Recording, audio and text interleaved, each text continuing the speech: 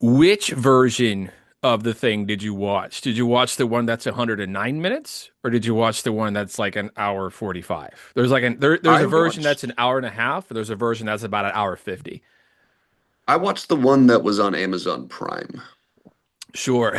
Did it seem like there were too So many scenes in there? no, I didn't get that vibe. It's a pretty tight movie. Yeah, you watched the 109-minute version.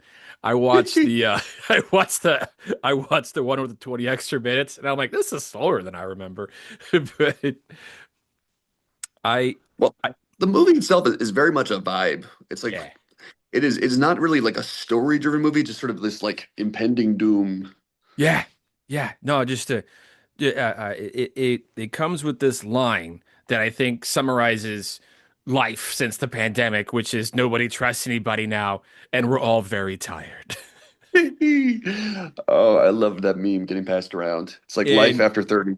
oh my God, yeah. And there's like this edge to this movie that the 2011 one doesn't have. Where like in the 2011 one, which I really liked, but like they're all very like rational minded scientists, and the Norwegians are over in the corner being Vikings. In this one, everyone's exhausted. They're all hungover. Kurt Russell drinks non fucking stop. And they're like losing their minds with like this weird manic anxiety as they all get converted one by one. So I mean the whole movie, I mean, even before the thing shows up, there's Yeah. a sense of dread and you pointed out like the exhaustion. Like these guys were burnt out before their lives were threatened. Yeah. My favorite little bit of foreshadowing in the movie is Kurt Russell's introduction. We see him playing that game online, the online chess, and he Yeah. loses, so he just pours liquor into the console to destroy the computer. And it's like, oh, mutually assured destruction is going to come back in this movie. Yeah. He says, "You cheating bitch." The MVP of this movie, in my opinion, is Ennio Morricone's score. Yeah. It's which, by the way, was nominated for a Razzie for worst score, so fuck the Razzies. Um, I know, but the whole movie, I mean, it's not this bomb. I mean, this is the guy who made the score for The Good, the Bad, and the Ugly. He could be bombastic if he wants, but it's so subtle throughout. There's just this sense of just tension and dread, and I'm like, yeah, A plus. Oh yeah. And in this, I can see something what I'm calling the sort of the second draft influence of it. I feel like in the first draft of this, they would find out that the thing could be anyone, and then they would go straight to the blood testing scene. But then, like, John Carpenter amps up the suspicion and the horror by making Knowles, the cook, find McCready's torn uniform and think he's the thing. But then McCready shows up and holds a torch to dynamite and says, "If you shoot me, we all go." And then they go through this blood testing. But in the terms of plot mechanics, the question of McCready being the thing isn't strictly necessary to keep the story moving. The editor in me, whenever I'm editing a book, whether it's mine or someone else's, if something's not deeply essential to the plot mechanics, I get rid of it. But because you can go to A to C without the suspicion of B in the middle.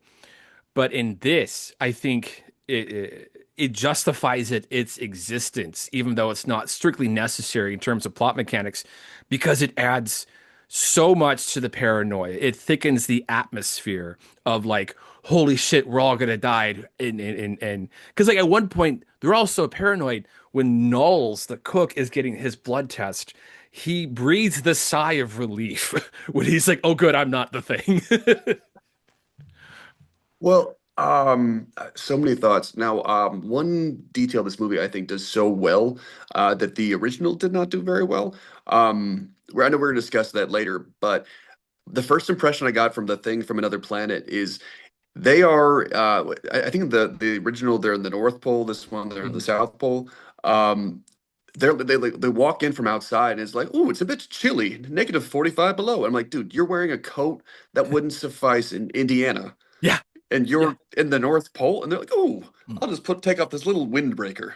Yeah, at the time of This recording, movie, it's 3 degrees outside here in Indiana. Like, and in this movie, it's -45, and they're like, "It's like, oh, I think I'll put on a nice little hoodie, and it's just maybe some mittens." well, But this movie makes you feel how cold it is. Oh yeah.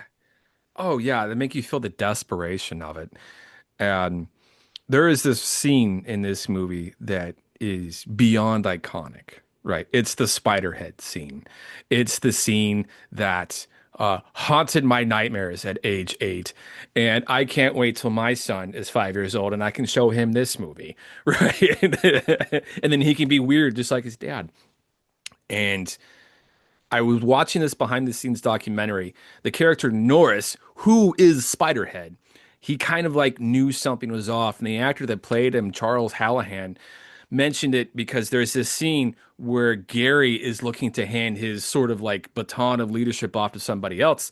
And Norris is like, I don't know, guys, I'm not really the guy to do it. So then McCready takes it up.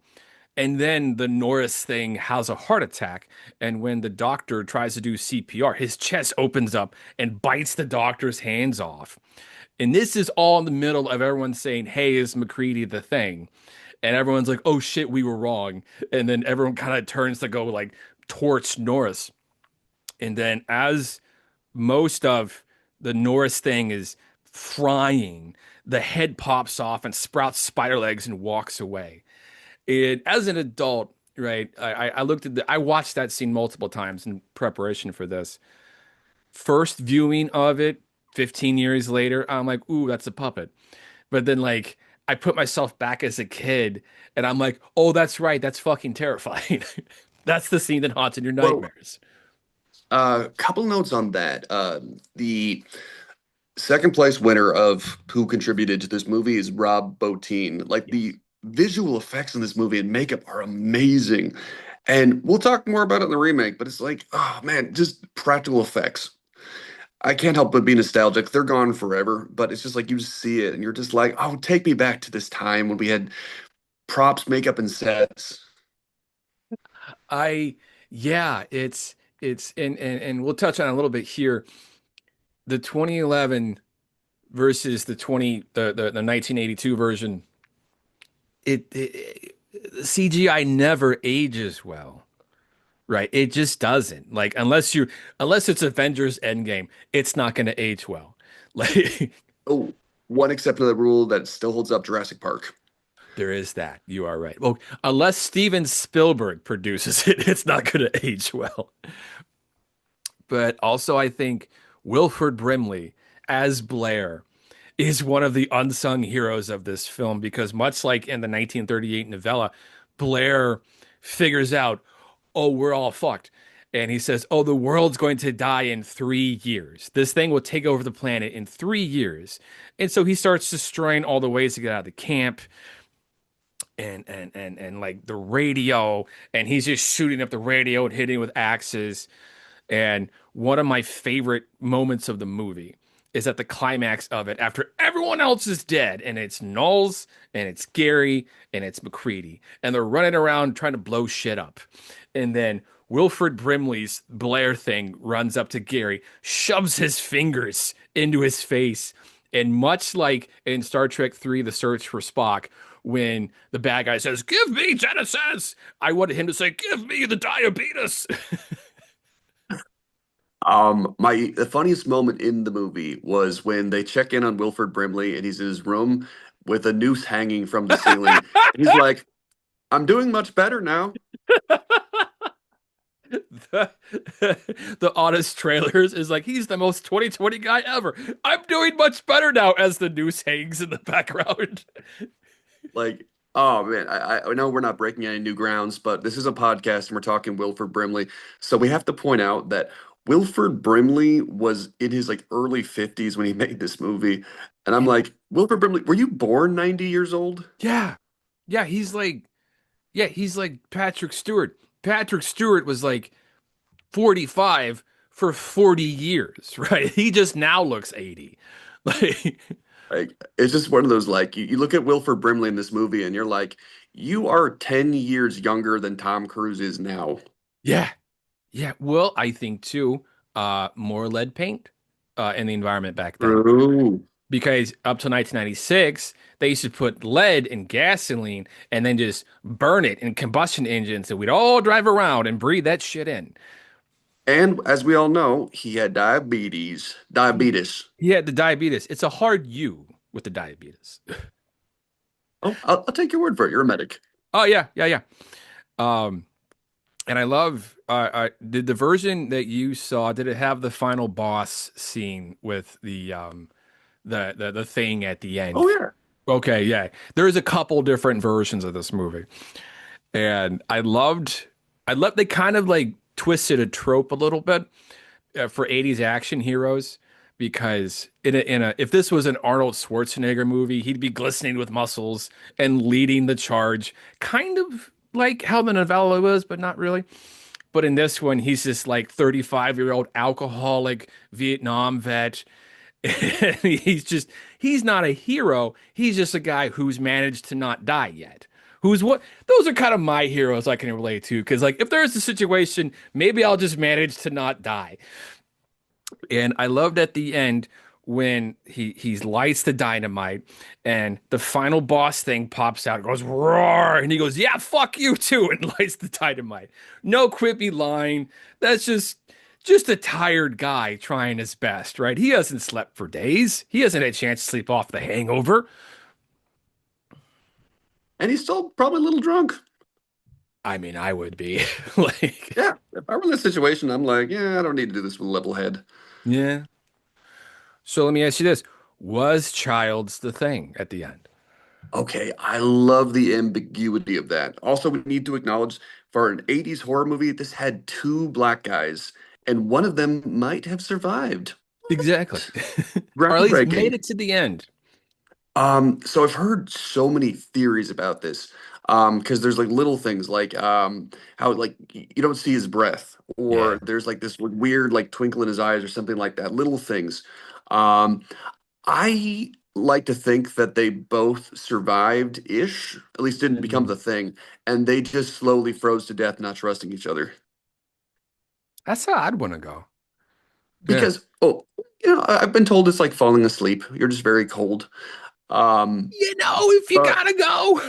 yeah, that's it's like just ease into sleep.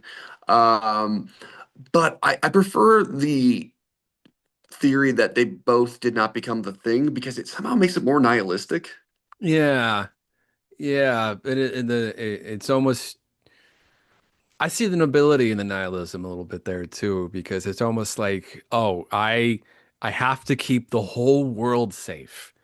And so I have to make, yeah, I know I'm me, but I don't know if Pete's me. So Pete might be an alien, so maybe I have to like stay awake and potentially fry Pete. And Pete doesn't know if I'm an alien, so we're just gonna sit around and drink booze and then slowly freeze to death. You know what? If that's my last minutes on Earth, sounds pretty good. Now, with the 2011 version, there's a thing where it says it can't replicate metal. So if you look at the 2011 version as canon, then Childs has an earring at the end. Because at the end of the 2011 one, the guy whose name I don't remember, he doesn't have his earring, and that's how Kate knows that he's the thing. And so if you look at that as canon, then yeah. Also, there's online speculation that points to him accepting the drink without suspicion, but also like maybe he thought we're probably gonna die anyway, so there's not really a lot of point of worrying. Yeah, drinking some whiskey in that moment's gonna speed things up too. Yeah. So I did a crazy amount of research for this. There is a YouTube channel by a guy named Matt Draper, and anyone listening to this should like and subscribe to that because I watched that to kind of get a lot of information on an unmade 2005-ish sequel that was going to be on the Sci-Fi Network. They were going to have a little mini series that was going to serve as a backdoor pilot, much like the Battlestar Galactica reboot did back then. And it was made by Frank Darabont, Oh, who, nice. yeah, did a lot of early work on Walking Dead. About how a Soviet scientist was going to bring the thing back to Russia, but they spent like 20 years trying to weaponize it. But then, whoopsie poopsie, the virus gets out, right? That never happens. And then it gets to like New Mexico. And then this is 23 years after the thing. And in this unmade sequel, McCready and Childs both froze to death. Like it just straight up opens with their frozen like dead bodies. And Greg Nicotero from The Walking Dead was tapped to make some monsters. This had some heat on it. And a cool update to the lore on this was that if a person, like if I'm the thing and I convert you and you have like COVID, like a really communicable respiratory disease, then that virus is also the thing. So if you sneeze, you're sneezing the thing out into the air, right? Then the thing becomes airborne. Eventually, this small town is destroyed, but the thing escapes in the miniseries and ends in New York City. And there was another attempt at a sequel in the early 2020s where there was just going to be like a countdown to the end of the world. Like, you know how in the movie it says, we've got 3 years and then the thing controls the world. It was just going to be what happens in those 3 years. But that was just kind of a bummer. So nobody wanted to make it. I have one note for this movie that was made before I was born. Sure. Um, so, I mean, if John Carpenter's listening, I've got some feedback for you. Yeah. The only thing I don't like about this movie is when the cook is listening to music and someone screams, "Turn off that shitty music." And I'm like, that's Stevie Wonder, motherfucker. I mean, perfect song choice because it was very superstitious. Yeah. But I'm like, who doesn't like Stevie Wonder? Yeah, I hope you get killed. I and this is what I'm going to call one of Derwin's woke liberal moments. But I noticed this comparing the 52 version to the 82 version. There's a scene in the 52 version where they're all getting ready to hunt a thing. And he goes, "Oh, is it a lynching party, right?" But he says it like with exuberance, like it's a fun thing you just do on a weekend. And in the 82 thing, McCready, after he's got pulled out of the ice, after he's holding a blowtorch to dynamite, he goes, "Oh, y'all gonna have a little lynching party. I should just torch you on general principles, Knowles," right? And I'm like, oh, you could see kind of like in 52, lynching parties weren't generally frowned upon like they were in 1982 in some circles, maybe. But that kids is another installment of Derwin's woke liberal moments. Pete, thanks for being on. I am not Pete. I am the thing. Oh man, this is only audio. They won't know that I just grabbed at your face.